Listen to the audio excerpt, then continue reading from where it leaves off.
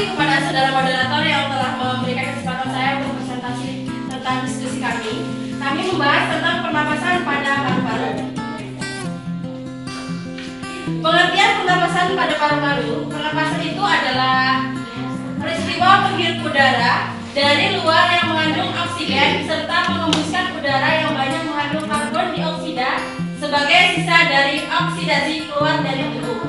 Penghirup udara disebut inspirasi dan menghembus udara disebut ekspirasi.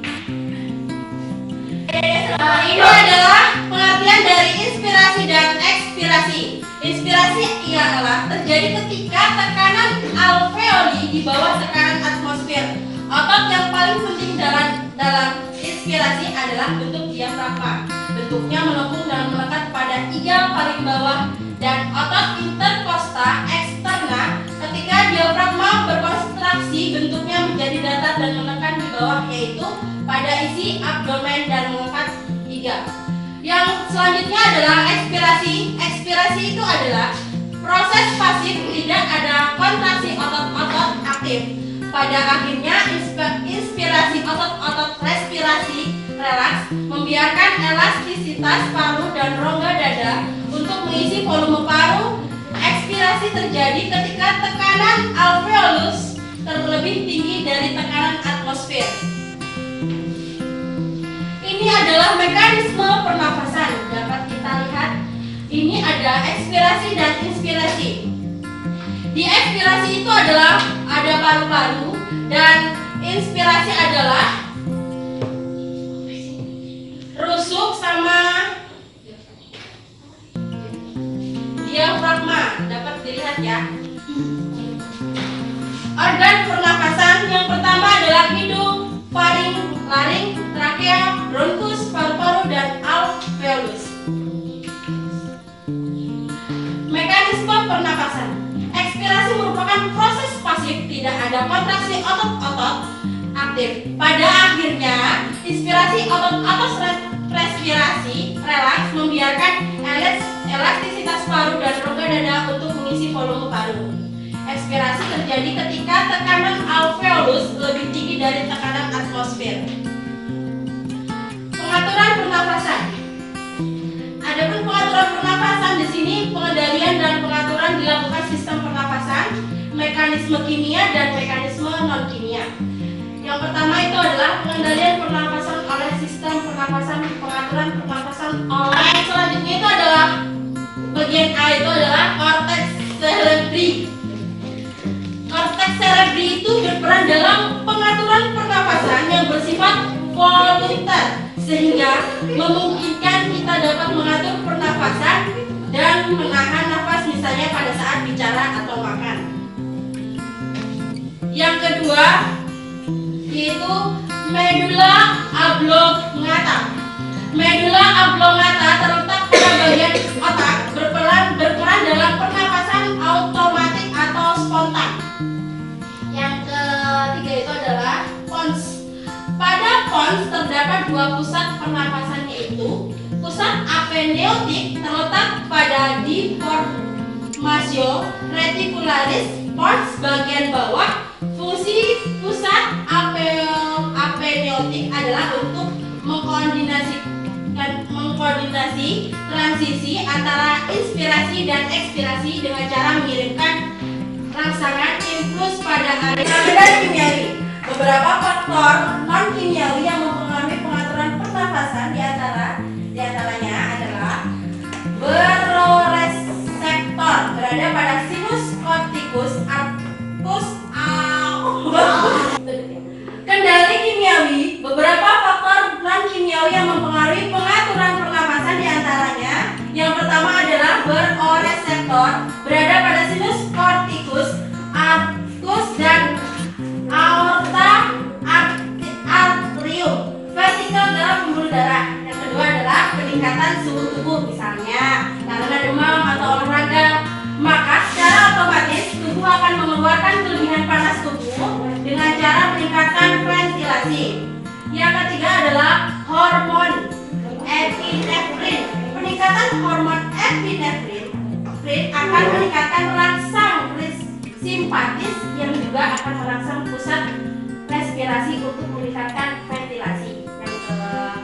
keempat adalah refleks Hering Brew, yaitu refleks hambatan inspirasi dan ekspirasi.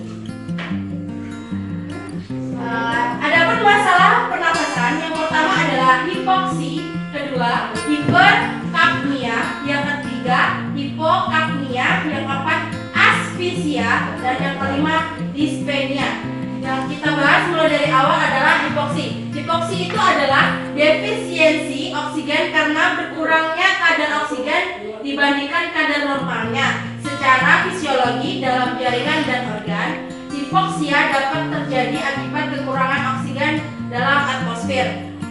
Anemia, gangguan sirkulasi darah, penyakit paru, adanya zat toksik atau karbon monoksida dan atau sianida. Yang kedua adalah hiperkapnia. Hiperkapnia itu meningkatkan CO2 dalam cairan tubuh dan sering disertai dengan hipoksia. Yang ketiga adalah hipokapnia. Hipokapnia itu menurunnya kadar CO2 dalam darah, biasanya terjadi akibat pernapasan cepat dan pengurusan CO2 menyebabkan terjadinya alkoholasi jumlah bikarbonat berlebihan. Yang keempat itu adalah asfisia, suatu kondisi hipoksia dan hiperkapnia akibat ketidakcukupan ventilasi pulmoner. Yang kelima itu ada dyspnea, kesukaran bernapas dan berhentinya napas selama 3 menit atau dicekik sudah bisa menimbulkan kematian. Ini adalah pertukaran gas dan transport gas. Yang dapat kita lihat ini adalah udara yang dihirup dan dihembuskan.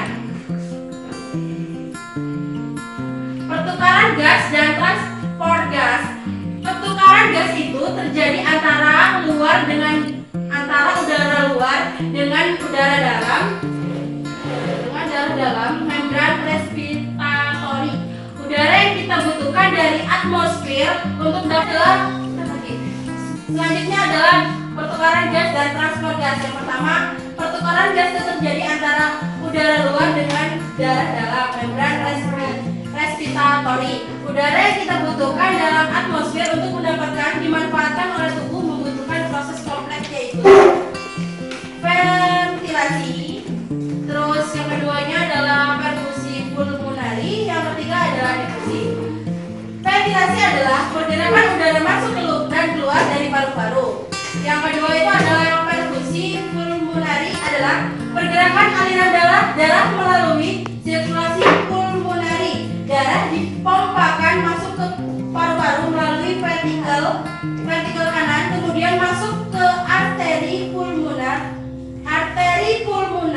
kemudian bercabang 2 kanan.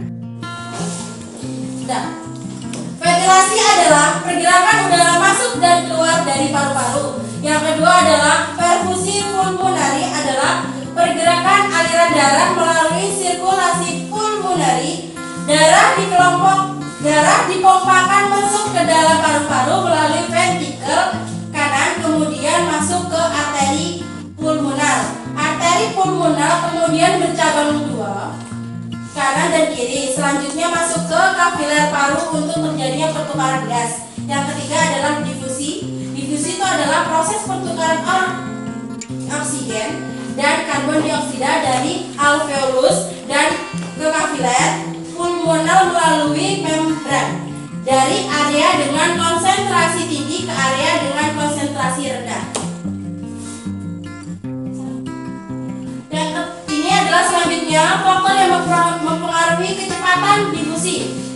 Yang pertama itu adalah perbedaan tekanan pada membran. Yang kedua adalah besar area membran. Yang ketiga adalah keadaan tebal tipis membran. Yang keempat adalah koefisien difusi, yaitu kemampuan terlarut suatu gas dalam cairan membran paru. Makin tinggi koefisien, makin tinggi pula difusinya. Sekian, terima kasih. Itulah presentasi dari saya. Saya kembalikan lagi kepada moderator. Sekian pembahasan materi dari kelompok kami. Sekarang kami akan membuka sesi pertanyaan. Bagi saudara-saudari yang ingin bertanya, dipersilakan. Atau bisa Ya, silakan. Sebelumnya, Assalamualaikum warahmatullahi wabarakatuh.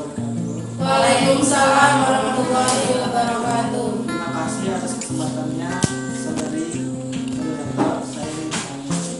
Kita kan sering mendengar banyak orang yang terkena kanker paru-paru. Dan pertanyaan saya, apa sih gejala dan penyebab terkenanya kanker paru-paru ini? Ya, terima kasih atas pertanyaannya. Apakah ada lagi yang ingin bertanya? Silakan. Assalamualaikum warahmatullahi wabarakatuh. Waalaikumsalam.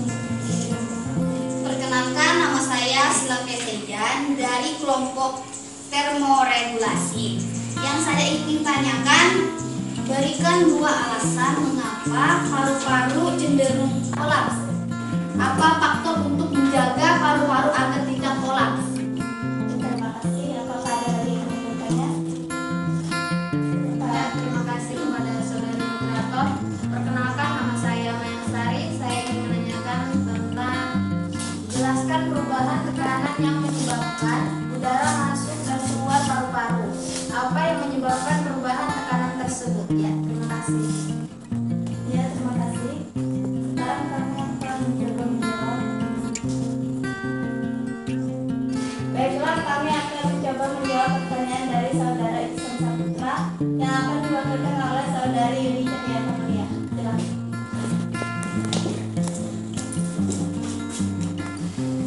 Saya akan menjawab pertanyaan dari Iksan Saputra. Pertanyaan tadi adalah, kita sering mendengar banyak orang terkena kanker paru-paru. Ya, nah, jawabannya. Karena bisa juga batuk yang lama, napas menjadi pendek, bahkan sekali-kali mengalami kesulitan bernapas.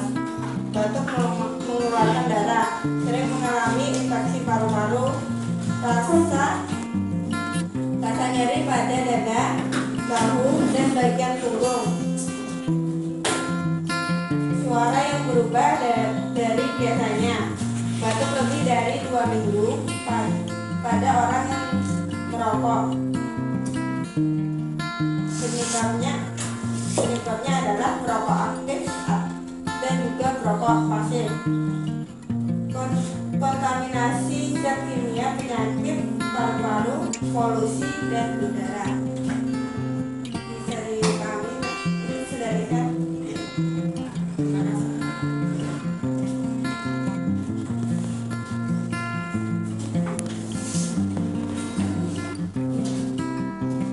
Baiklah, kami akan mencoba menjawab pertanyaan dari saudari Slavia Sajan yang akan diwakilkan oleh saudari Fatimah Nurfian. Terima kasih kepada moderator yang memberikan kepada saya. Tadi saudara Fia bertanya paru-paru itu mengapa paru-paru cenderung kolaps ya? Di sini alasannya mengapa? Karena yang pertama adalah kebocoran elastis berasal dari jaringan yang aktif. Yang kedua adalah permukaan yang tegang dari cairan lapisan alveoli. Yang itu saja sih alasan dari saya. Tapi cara untuk menjaganya yaitu adalah surfaktan mengurangi relasi permukaan lapisan cairan alveoli. Yang kedua adalah tekanan pleura kurang dari menyeluruh alveolar. Itu saja sih pertanyaan jawaban dari saya. Apakah bisa diterima?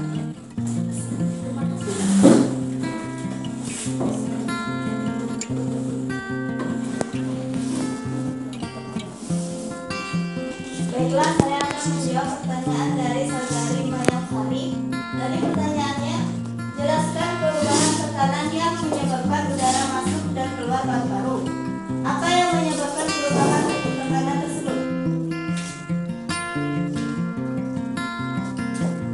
Perubahan volume menyebabkan perubahan tekanan.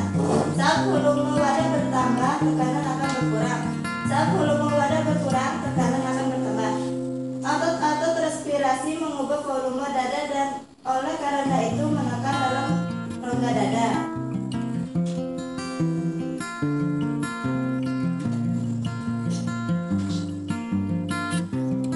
Udara mengalir dari area dengan tekanan tinggi ke tekanan rendah. Jika